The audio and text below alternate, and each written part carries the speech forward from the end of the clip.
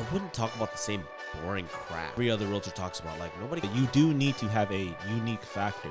Oh, how did you hear about the event? Your social media. I'm like, oh, the main thing with social media that I would have to say is that what's up, guys? Welcome back to another episode of the Winners Club podcast, where even when we don't win, we learn, guys. And today I learned this a while ago, and I've invested so much into this, and it's that every business should use social media. Oh, yeah, really? That's how you feel? I feel it, man. Well, I already felt it a long time ago, but sometimes you kind of feel it because other people said it. Yeah. But then now, like a year in, and I'm kind of like, I see the power, the actual proof, like that it's actually helped my business. Yeah. Like we've literally gotten deals from my social media. We've gotten people from my social media. Yeah. We have like great fans, great followers from my social media. Yeah. And we're only getting started. And I'm pretty small, man. I only have 1,900 subscribers on YouTube. 4,000 people on Instagram. Like, that's not big. Like, people think you got to have 1 million subs or 1 million followers or a couple 100,000 followers. Dude, you don't. You really don't. You just need a couple of great fans and cool people to come out and support your business. And literally, the smallest impact, like the ripple effect, it's nuts. Yeah. Right? Yeah. So I'm talking to, obviously this is a business podcast, so people listening probably have some form of a business, either real estate or, a small store, something like that. Yeah. Man, you gotta just start pumping content. Straight up. I 100% agree. I think whatever business you have, whether it's food, restaurant, freaking fitness, real estate, you do need social media presence nowadays. That's right. Like, you can be okay without it. Of course. You could do okay, but why not go the extra mile? And everybody should know what your business is doing. Yeah. You know what I mean? Straight. And that's why we got another full-time content creator for Rise and Grind and Honey Bear. Oh, did you really? Probably not to do the kind of extent that we're doing here, because that's, it's a lot. Yeah. But we brought somebody on to like shoot the stuff, just get photos, get more videos. I got kind of lazy doing that because I'm only one person. Yeah. And I'm trying to build this personal brand. Yeah. But ultimately now it's like, okay, all the micro brands that we have, we're going to really start doubling down and getting just more eyes and exposures on it. It's kind of crazy. I think that's super smart. I was wondering too. It's like, oh, why haven't you done that? But obviously you have to do, because one thing here first. Well, because PJ, you only have 24 hours in a day. I know that's true. That is true. But man, like, if you just think about it, like, how does anybody look up anyone? For me, if I needed a realtor, I probably would go on Instagram.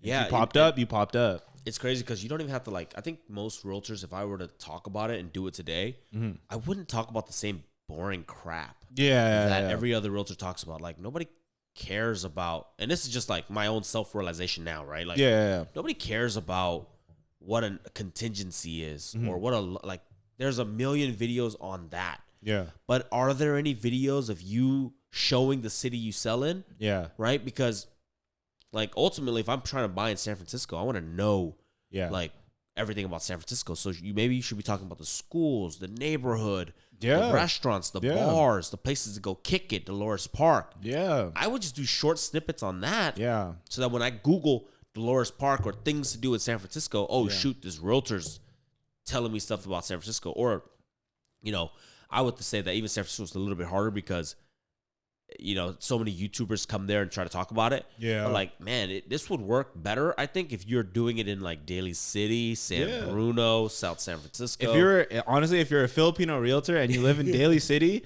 and you're not making content, like, you're missing the opportunity. Because that's so easy. That's on brand, 100%. You could just talk about like Goldilocks. You could talk about, Jollibee.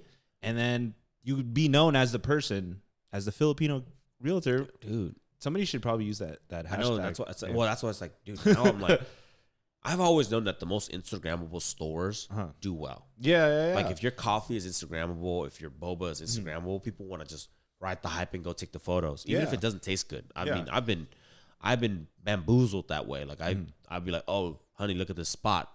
Looks hella good. Yeah. And I'll go and I'll eat it. I'm like, damn it, shit tastes like crap. You know what I mean? But hey, it looked cool and I took a picture of it. Exactly. So what their marketing did their job, to be honest. 100%. The marketing did their job. It got you in and it got you tried. I mean, their product sucked, but that's on them. exactly. And honestly, now like with Rise and Grind, I kind of got lazy because Rise and Grind's been around for 7 years, right? Like we opened in 2016, so the reviews, we have like a lot of Yelp, a lot of Google reviews, and the first location is a high tourist location, right next to Golden Gate Park, and it helps that nobody is a competitor, within like a half mile, quarter mile radius. There's no coffee shop, and so people come to the park, they'll go to the coffee shop, and then they'll go in. But I bring this up because I got lazy because that store just didn't really need social media because it was crushing it already. But now it's like, well, let's keep putting fuel to the fire. Yeah. And dude, it's gonna be fun. It's gonna be a fun journey. I think it's sick too because I could already see the future with it because you already dominated the demographic that isn't really on social media. That's there for like a quick fix coffee morning. Now you could open it up and you're like, oh wow, that drink is sick. Like Orbit Coffee. Remember do you know Orbit Coffee? Yeah. Yeah. When they I think I don't know. I mean, but I remember when yeah, they had a crazy raise. They had like all the sick pictures of the drinks. They're Asian owned too. Yeah. Now you could open up that side. That's like the eye appealing. Like, oh, I want to go to Rise and Grind because it looks aesthetic or it looks this, and that's the power for social media. And I want to say some stuff to help the viewers. I think what I've learned most, and this hits on everything that we're talking about, if you're trying to dominate on social media, you do need to have a unique factor to you. Just like you said about like talking about the real estate, you need to be somebody who's different, like who's going left when everybody's going right. Yeah. Because if you're just another person talking about, oh yeah, the market's this and that, like you're not even doing it, especially if you're just doing it normal. If you're doing it like fun, and like making jokes, like see, that's unique. So if anyone's going to come on, this space is already saturated. So you have to just be like yourself. I feel like for you, the videos that got you business or, got you anywhere or networking opportunities were the videos where you were like wilding out. Yeah, messing around on your stories. So I think doing it in a unique way, like for me this is what I thought. I thought it stood out, but I was on, I didn't really post much for my videos. But what I would do is I would just rant on like my stories and just motivational push. And that was like the little bit that's like different, in my opinion, from like any of the videographers. That would be like, oh yeah, it's that videographer who's like motivating me. And you're not gonna appeal to everybody. Exactly. Some people are just gonna like. I look at the analytics. I'm like, people skip a lot. That's okay. Yeah. But then you look at like, okay, like my average story views get about 800, 750 to 800 views, right? Yeah. And then you look at the analytics, half of them swipe.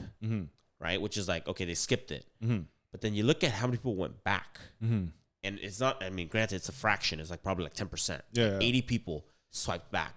That's still 80 people, man. That's a lot. Yeah, even if it was 10 people, that's a lot. Yeah, and like try talking to 10 people. It's dude, it's tiring. It is, and that's where like the loyalty factor of the social media becomes like so amazing because just like you said, you're getting business and you only have 3,000, 4,000 here, 1,800 on YouTube. And it's like, you don't need that much to make money. Yeah. That's why I say like, why not try, especially if it's free and you're doing it all by yourself, like, especially in the real estate space.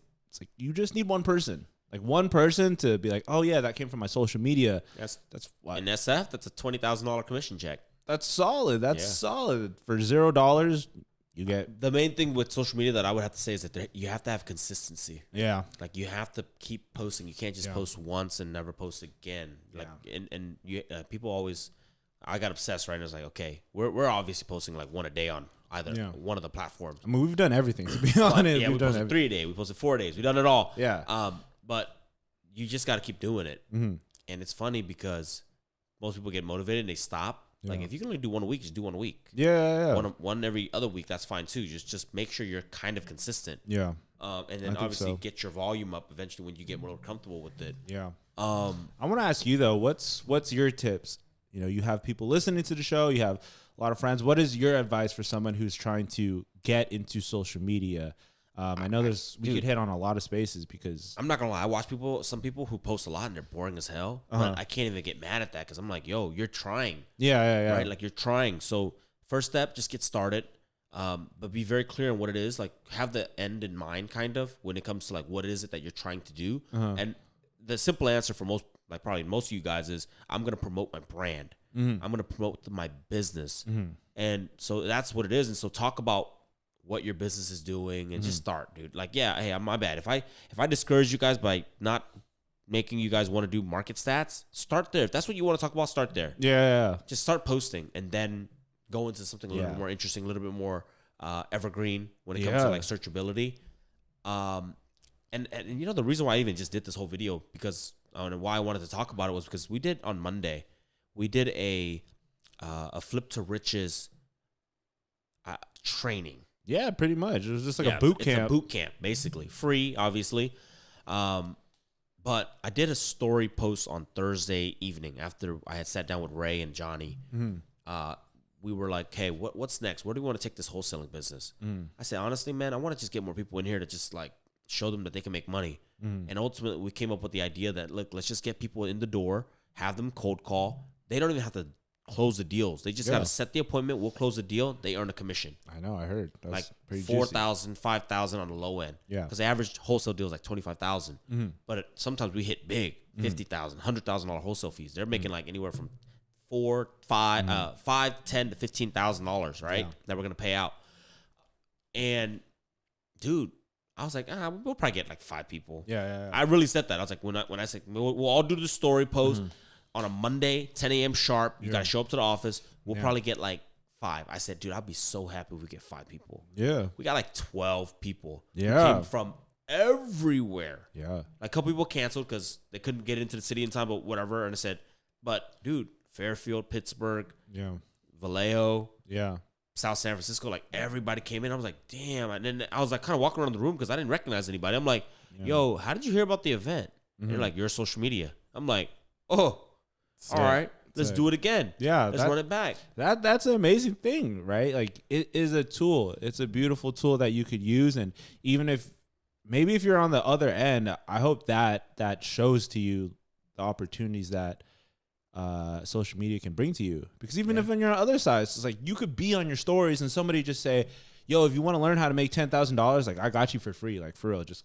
come. Yep. And it's just like, wow, like you never would be able to do that. Like back in the day, it's like, especially if you didn't read a newspaper. Yeah. What if you weren't a newspaper person?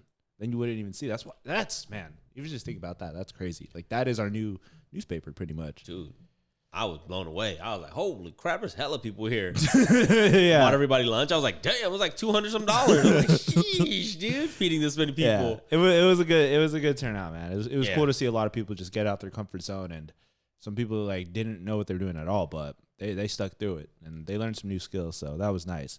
Yeah, but that's the gem. I want to ask, like, yeah, guys, I think we're gonna wrap up the show. Think so? Well, what else you got? Well, I want to ask you too, because I mean, there's a lot of stuff. Sure. For somebody of maybe around your caliber of, success and business and entrepreneur, do you think people should invest or not be afraid to invest in social media? Because I know there's some people. I mean, if you want to take it to the next level, right? I always talk about throwing fuel to fire. I'll do fine without social media. Like I'll continue to be on this trajectory of. Buying properties, flipping properties, and I'll probably in the beginning I'll save money because I don't have to pay for you, right? I don't have to pay for the production, I don't have to pay for all the editors, definitely. But like, social media does make your life easier once you have a fan base and a following, right? Like, look at all the celebrities before social media. You had to get on TV, to get known, and then once you were known, obviously, deal flows would grow to you and all that stuff. So if you want things to be easier and bigger in the future, I think you definitely have to kind of be in this space of social media. Yeah. Like everybody is in it. Every big guy's in it now. Like look at Mark Cuban. He's already like super big and stuff like that, but he's still hopping on people's podcasts and all that stuff, right? Oh yeah. Who else is there? I mean, there's just so many people. So you think people should for sure just do it, just invest? For sure. Like if you have 100%, the money, do it.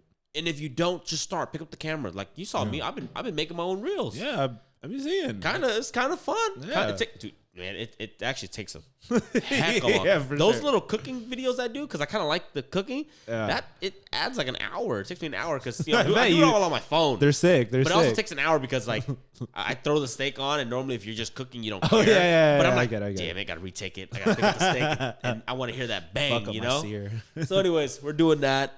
Man, it's I do think it's getting easier because those deals that we got from social media, were deals that we probably wouldn't have gotten, if I weren't putting out these content. I mean, probably. So we would have made money because our cold callers would have kept cold calling. You know, our marketing team would have just kept marketing out. Yeah. But that's just easy. That's just like that's an extra. What was it? We made an extra 200 plus about $300,000. Shit, yeah.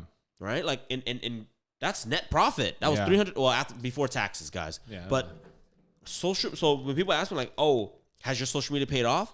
Yeah, Union City made 200 grand. Yeah. Pittsburgh was like 45, and then the other one was like 45, 47, something like that. Yeah. You know what I mean? So when you add it all up, dude, we made almost like $300,000. Yeah. No, for sure. I think it's important. I think if you can, if you're someone, again, just like you said, if you can afford to do it, but if not, I know a lot of people who've made it with really bad setups, like really shitty content. Like that could be you. You know, that definitely could be you. This game is kind of weird. I don't have a solution because I've watched some stuff and I'm like, I don't know how they got famous. Yeah. The videos is just them walking, but hey, it works. And I don't know what hits, but I mean, there's also, to counter that, there's also those stories where, you know, you're just watching somebody you're like, this guy's not going to make it. And then they just blow up and you're like, what the hell? Like, that's insane. One of my favorite TikToks to watch is this guy. He owns a candy store, I think in LA or something like that. Okay. And all they do is they show him making taffy and cane, like candy canes. Yeah. And then they press it, and then he picks it up like this and he breaks it. It's like ASMR, but it's freaking sick. I watch his stuff all the time. It's the same freaking show. It's just him. Yeah. It's just a different color. Yeah. He'll make a red one, then he'll make a yellow one, then he'll make a ribbon, and it's like do the same stuff. It's hilarious though. But it's like I watch. He has hella followers. I bet you his store is probably so packed. Because people just want to go and see it. Just watch people break stuff. So, yeah. Guys, before we end the episode, I want to before I even ask you guys to help us out by sharing and giving us a like, if you want to be on the podcast, do us a favor. We're going to put the link in the description. Email us at the Winners Club Podcast at gmail.com. Yeah. And tell us a little bit about your story. Obviously, try to stick to business. And we want to get you on the podcast, man. We want to get some more interesting guests. I think it's gonna be a lot of fun. I love when we get guests on the shows. Yeah, definitely, 100%. Hop on the show. Let's ask some real questions. Let's go inspire and help the world. Let's do it, guys. Peace out. Peace.